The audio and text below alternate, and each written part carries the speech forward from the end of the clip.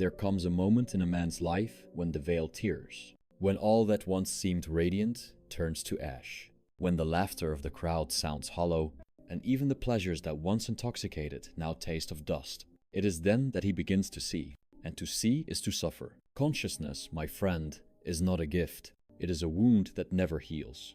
For to awaken is to separate oneself from the animal that sleeps in peace. The beast knows no reflection, and thus no despair. But man, cursed with thought, stands divided against himself. The first act of wisdom is isolation, not the chosen solitude of a monk, but the enforced solitude of the awakened. The mind, once opened, cannot return to the warmth of ignorance. One cannot unsee the machinery of desire once it has been revealed. You will find that the world begins to recoil from you, not because you have wronged it, but because your eyes, unclouded, disturb its dream. Men love illusions more than truth, for illusions keep the pain at bay.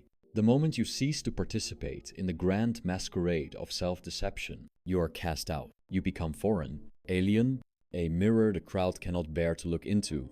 I have often said, to live wisely is to suffer consciously. To see the will that blind, ceaseless striving that drives every creature is to recognize that existence is not joy, but compulsion. We live because we must, not because we should. And yet man decorates this compulsion with poetry. He calls it love, ambition, purpose. He believes he is free, but freedom is merely the will choosing among its own chains. When I first understood this, I felt a kind of death within me. The world lost its flavor. The music of youth turned into noise.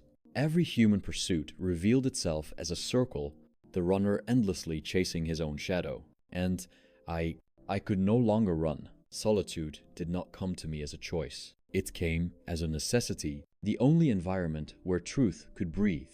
The man who begins to think deeply finds himself expelled from the banquet of life. The laughter of others becomes unbearable, their trivialities suffocating. It is not contempt that separates him, it is clarity.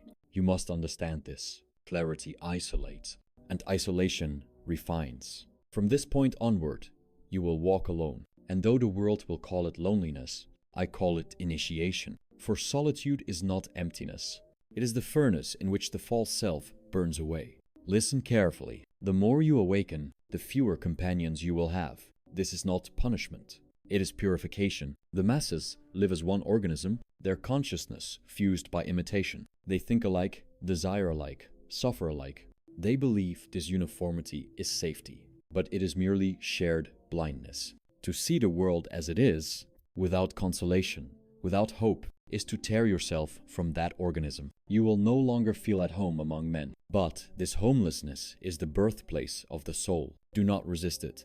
Do not attempt to reconcile yourself with a world that feeds on distraction. Let yourself drift from the shore. Let the familiar die, for every step away from the crowd is a step toward truth. There is a terrible beauty in this distance. When you are no longer intoxicated by belonging, you begin to see the architecture of existence, the repetition of striving, the comedy of human desire, the quiet indifference of nature. And then, in a moment of chilling lucidity, you realize you are utterly alone. But do not tremble. This aloneness is not your enemy. It is your only companion that does not lie. The fool seeks company to escape himself. The wise man embraces solitude to understand himself. Yes, it hurts. Every truth worth knowing is purchased in pain. Every illusion you discard takes a piece of your heart with it. But in that void where illusions die, something silent begins to grow. A clarity that does not need comfort. A peace that does not require happiness. It is the peace of seeing. I once watched a bird pecking at its reflection in the water, mistaking itself for another. Man is no different. He fights the image of his own desires. He cannot rest, because his hunger is infinite. He is at war with the very will that animates him. To walk alone is to step outside that war. It is to become the observer rather than the participant. But this observation costs you everything you once loved. You will mourn your old self. You will miss the intoxication of ignorance, the laughter of the naive, the sweetness of believing that life has purpose. These were your opiates. Without them, reality feels raw, unbearable. Yet endurate. Endure until you can breathe again in the cold air of truth. For this is where evolution begins. Not the evolution of species, but of spirit. The first man who dared to think, who questioned the gods, who looked into the abyss and did not look away, he walked alone. And because he did, the world moved forward, even as he was despised. To walk alone is to walk ahead, not in triumph, but in exile. And yet, in that exile lies the seed of greatness. The world worships those who shine, but it is the shadows that birth the light. Every philosopher, every artist, every saint, they were all rejected, forgotten, misunderstood, until time, that slow judge, vindicated their solitude. I tell you this, not to console, but to prepare. You will not find peace among men who sleep. Your peace will come only when you cease to beg for belonging. Do not seek understanding from the crowd. They will only mirror back their fear. They cannot comprehend the one who walks in shadow, for shadow reveals their own blindness. Yes, you will be misunderstood. They will call your silence arrogance, your detachment coldness, your clarity cruelty. Let them, for they cannot see beyond their reflection. The truth is not democratic. It does not bend to comfort the many. It stands alone, as you must. I have lived long enough to see that solitude is the natural climate of genius. It is the laboratory of the soul, where suffering distills into insight. Do not rush to escape it. Let the silence carve you hollow. Let it strip you of every false identity until only essence remains. Then, and only then, will you know what it means to live without illusion. You will find a strange beauty in this emptiness, a beauty untouched by need. It is not the beauty of abundance, but of absence, the kind of beauty that belongs to a barren landscape under a dying sun. Silent vast eternal. This is the beauty of truth. And if you can bear to stand in it without turning away, you will have become something the world no longer recognizes. A free soul, not happy, not comfortable, but awake. Soft pause, the sound of distant wind. To walk alone is to walk ahead. But remember, ahead does not mean above. It means deeper beneath the surface, beyond illusion. Most will never follow. They will laugh, they will pity, they will forget. But their laughter fades. Their pity turns to dust. And the one who walks alone continues through shadow, through silence, through the long winter of the world. For it is only in that winter that truth flowers. You believe that you live because you want to, but I tell you, you live because you must. Behind every heartbeat, every breath, every thought, there moves something older than you, something blind, something without reason. It is what I have called the will, the dark core of being, the pulse that drives every creature toward life, and through life, toward suffering. Look around you. Every form that breathes, or crawls, or dreams, is enslaved to this same force. The ant building its endless tunnels, the lover burning in obsession, the soldier running into death, all are puppets of the will, even you, especially you. The will is not moral. It does not seek happiness, nor wisdom, nor peace. It seeks only continuation, the repetition of existence. It is a hunger without object. It devours simply to keep devouring. It creates life only to consume it again. And we are its instruments. The tragedy of man is that he alone knows it.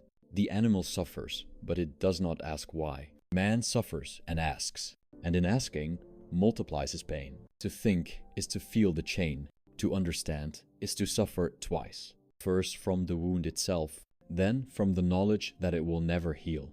Do you see now? Pleasure is not the opposite of pain. It is merely the brief cessation of it, a momentary silence before the hunger returns. Desire is a contract we sign with torment. We yearn, we strive, we reach, and when we finally grasp what we sought, we find that its sweetness was only the perfume of anticipation. The lover, after the embrace, feels the emptiness return. The conqueror, after victory, feels the void expand. The artist, after creation, faces the same abyss that birthed his work.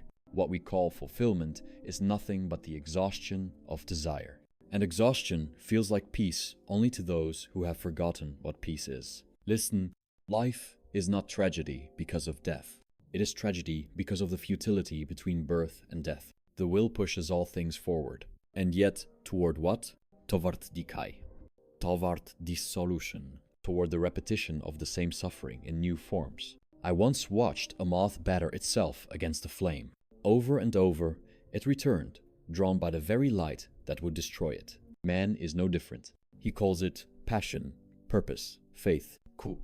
But it is the same intoxication, the same blindness before the inevitable pain. This is the secret no one wishes to hear. Life persists because it does not know how to stop. The will does not care for joy or sorrow. It only moves as fire burns, as waves rise and fall. To live is to be burned by it. You may clothe this torment in 1,000 noble words: ambition, love, creativity, destiny. But beneath them all, the same pulse beats: wanting, needing, chasing. And what is happiness, if not a brief anesthesia between two moments of desire? Most men never notice this cycle. They are too busy running. They mistake motion for meaning and exhaustion for purpose. They climb mountains not to reach the top, but to escape the silence of standing still. It is only when one stops, when one dares to sit in the stillness of awareness, that the full weight of existence crushes down. You feel it now, don't you? That strange ache beneath your pleasures. That quiet panic when the world falls silent. That is the will whispering, "Feed me." It does not matter what you feed it. Gold or glory, lust or love, belief or knowledge. It consumes all with the same indifference. The poet starves to express beauty. The miser starves to hoard wealth. The saint starves to serve God. All kneel before the same invisible master. To the will, there is no good or evil, only fuel. I have seen the brightest minds crushed beneath their own striving. They mistook thought for freedom, but thought is merely the will reflecting upon itself. Even our pursuit of wisdom is another form of wanting. And yet, we cannot stop. We are condemned to desire. Even in renunciation, the will hides, for to want not to want is still to want. This is the perfect circle of suffering, the wheel that turns without mercy. Some break beneath it. Others distract themselves with noise. But a rare few, a very rare few, choose to look directly into the motion and see it for what it is. To those few, I say this: when you finally see that all desire breeds only its own continuation, something within you begins to quiet. The fever lessens. You no longer chase as before. And in that quiet, you encounter the first taste of freedom. Do not mistake this freedom for joy. It is not joy. It is detachment, the first breath outside the prison of will. You will feel it first as emptiness, then as peace, then as compassion, for in understanding your own bondage, you will see the bondage of all beings. Every cry, every hunger, every violence is the will devouring itself in endless ignorance. How can you hate the fool who suffers the same curse you bear? How can you condemn the beast when you too are beast in disguise? The philosopher who truly understands does not hate the world. He simply ceases to expect from it what it cannot give. He becomes still. He does not resist pain nor chase pleasure. He watches the play of life as one watches the waves, each rising only to fall. Yes, there is beauty in the waves, but not because they promise anything, because they move according to their nature. The same is true for life. When you cease demanding meaning from existence, existence begins to reveal a strange elegance, the simplicity of being without purpose. It is then you begin to see the world as it is, a restless dance of forms, a tragic comedy of desires chasing themselves into extinction. And in that seeing, suffering transforms. It does not disappear, for it cannot, but it loses its sting because you no longer mistake it for injustice. You see that the universe does not conspire against you. It simply is, indifferent, vast, silent. And in that silence, a new kind of strength is born, not the strength to conquer, but the strength to endure, without illusion. It is this endurance that separates the wise from the merely intelligent. Intelligence seeks solutions. Wisdom accepts reality. To live is to suffer. To suffer consciously, that is to live wisely. Once you understand this, you no longer plead for escape. You cease praying for exemption from pain. You learn instead to see beauty in the structure of tragedy itself. For even the scream has symmetry. Even despair has design. And perhaps that is enough. If there is any nobility in existence, it lies in bearing the unbearable with open eyes. To continue seeing when every impulse in you begs for blindness. That is greatness. I have known few who possess it. The rest drown themselves in distraction, in intoxication, in the childish hope that life will one day make sense. But sense is a mirage. Purpose is a story told by the will to keep you running. Stop running. Stand still. Look. What do you see? A world devouring itself to survive. A man chasing meaning through endless pain. A sun that burns to light the sky, only to die in silence. This is existence. Cruel, beautiful, unjustified. Yet even in its cruelty, there is a kind of dark grace. The grace of inevitability. The grace of what cannot be otherwise. To see this and not despair, that is the philosopher's art. He who sees the machinery of suffering and still stands before it, unafraid, unresisting, becomes something rare, a consciousness liberated from the spell of becoming. He no longer says, I live. He says, life passes through me. He no longer says, I want. He says, the will wants through me. Quote, he no longer says, I suffer. He says, suffering reveals what I am. This is not resignation. It is lucidity. And lucidity, though it offers no joy, is the beginning of peace. Soft pause, sound fades to a low hum, like wind through hollow stone. So, my friend, when next you feel the ache of longing, when desire burns your chest with its familiar fever, do not curse it, but see it. Do not run from it. Do not name it love or ambition or destiny. Call it what it is, the will demanding its tribute, and then watch. Observe its movements. Do not resist. Do not indulge. Simply watch. You will find that the more you observe, the less power it holds. Desire thrives in darkness. It dies beneath the gaze of understanding. If you can learn to look without craving, to witness without naming, you will have taken your first step out of the prison. Freedom is not the end of suffering. It is the end of illusion. The will continues. The pain remains. But you will stand outside of it as the sky stands above the storm. And that is the only victory a human soul can ever claim. When I look upon the modern world, I see not progress, but panic, disguised as celebration. Man has not advanced. He has merely multiplied his distractions. The city glows at night like a fevered mind that cannot sleep. Every window burns with restless light, every street hums with movement, and in that constant motion hides a single fear, the fear of meeting oneself in silence. The ancient ascetic fled to the desert to escape temptation. The modern man flees into noise to escape thought. He calls it connection. I call it anesthesia. Observe him, scrolling through endless images, chasing shadows of approval, measuring his worth by reflection rather than depth. He believes he is communicating, but in truth, he is broadcasting his emptiness into a void of other emptinesses. Never before has humanity spoken so much and said so little. Never before has it been so surrounded and so alone. The marketplace has become the new cathedral, the screen, the new altar, the consumer, the new worshipper who sacrifices his time, his attention, his soul for symbols. Objects promise what gods once did: salvation, identity, belonging. A new phone, a new face, a new body, a new belief. Endless novelty to conceal the ancient wound. It is the same hunger, only dressed in plastic and light. The same will, translated into commerce. Désir mécanised. The merchants of distraction are the new priests of comfort. They whisper, do not think, do not pause. Buy, scroll, believe, perform. And the people obey, grateful for the sedative. They call this civilization. I call it a well-decorated cage. The walls gleam with technology.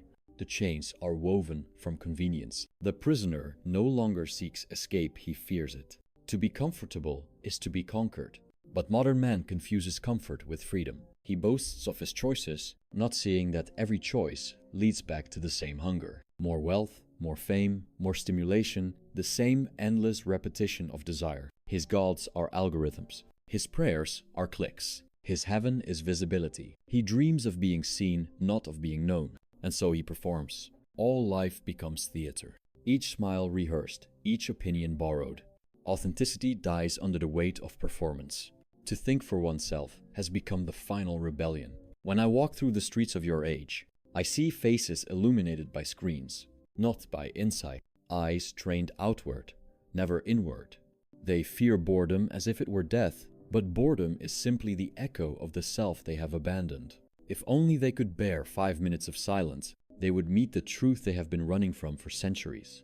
But silence is unbearable to those who depend on noise for identity. And so, the world turns faster, to drown out the sound of its own hollowness. Progress, they call it. But toward what? Machines grow smarter, souls grow smaller. Information multiplies, wisdom stalls.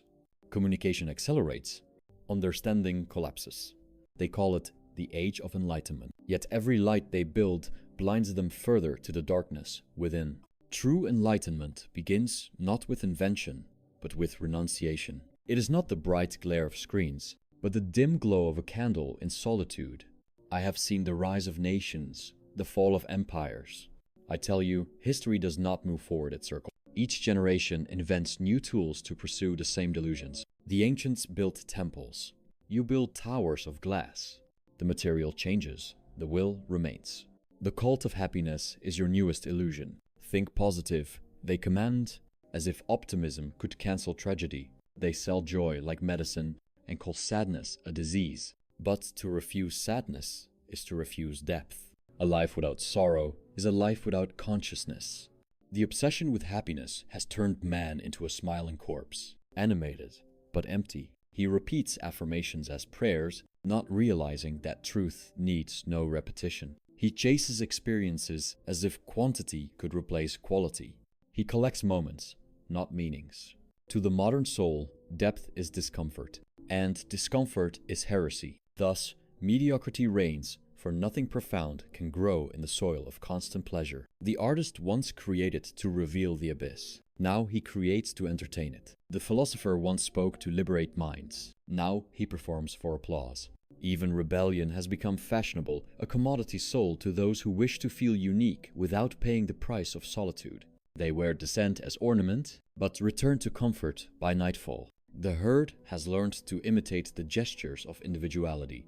That is modern culture. Mass-produced uniqueness. They call it freedom of expression, but expression without thought is noise without music. How ironic, in your quest to be seen, you have become invisible to yourselves. There was a time when man turned to nature to remember his smallness. Now he builds cities to forget it. He has conquered the earth and lost the world. He stands upon a mountain of his own creation and still feels hollow, because the will is never full. It cannot be. And so, even progress becomes another mask for despair. Civilization is the will with better tools. Look at the eyes of your leaders, of your idols, of those you envy. Do you see peace there? No. You see the same hunger, refined, institutionalized, applauded. The successful man suffers just as the beggar does, only with better furniture. And the world calls this success. The irony of existence is that man's achievements only intensify his emptiness. He builds machines to extend his reach and discovers that infinity is a larger prison. He unlocks the secrets of matter, but cannot unlock the riddle of his own mind. He travels to the stars, yet cannot inhabit his own heart. All his progress is horizontal, none is vertical. He expands outward, never inward. He multiplies means never int. This is the tragedy of your civilization. You have conquered everything except yourselves, and now, surrounded by abundance, you die of thirst. I do not speak these words to mock you. I speak them because I have lived their truth. I too believed that intellect could redeem the world. That philosophy could awaken mankind from its dream. But the will is stronger than reason. It does not read, it does not listen, it hungers. And the masses will always follow the voice that feeds their hunger, not the one that exposes it. Thus, prophets are silenced, and salesmen are crowned.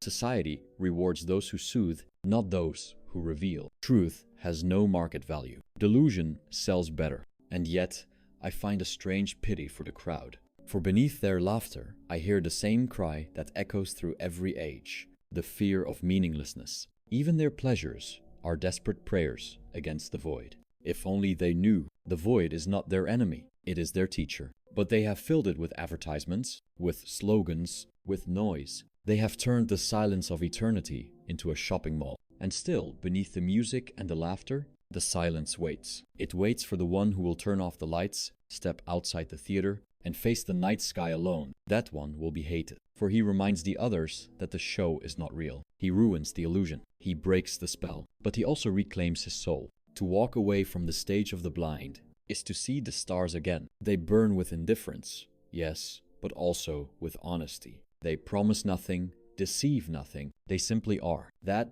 is the kind of truth man must learn to love again, the truth that does not flatter him. If the modern world wishes to be healed, it must first endure the sickness of truth. It must let its illusions die without replacement. No ideology, no technology, no progress can save you from yourself. Only consciousness can. But consciousness cannot be mass-produced. It blooms only in solitude. And solitude, as I have told you, is the price of awakening.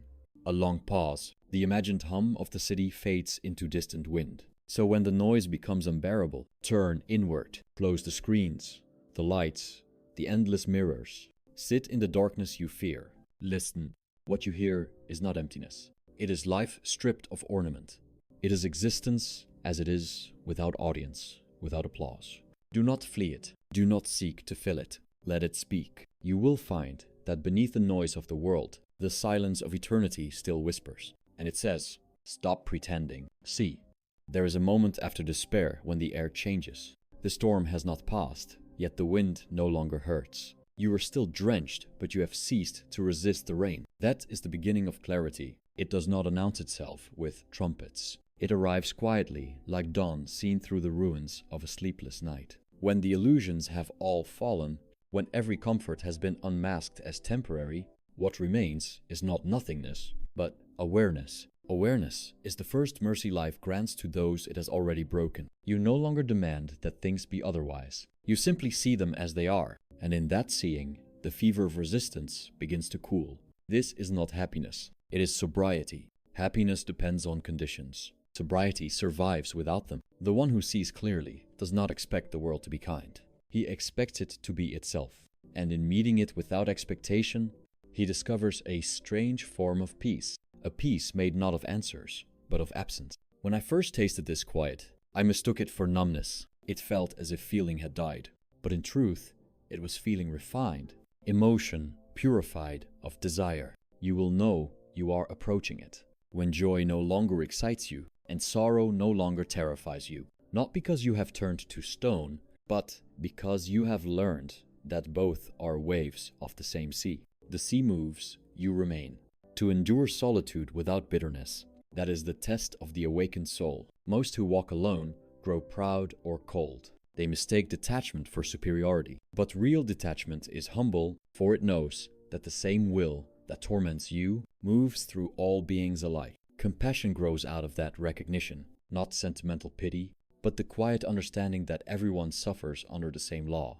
The beggar and the emperor share the same hunger. Only the menu differs. See this clearly, and hatred loses its meaning. The man who understands no longer blames. He merely perceives.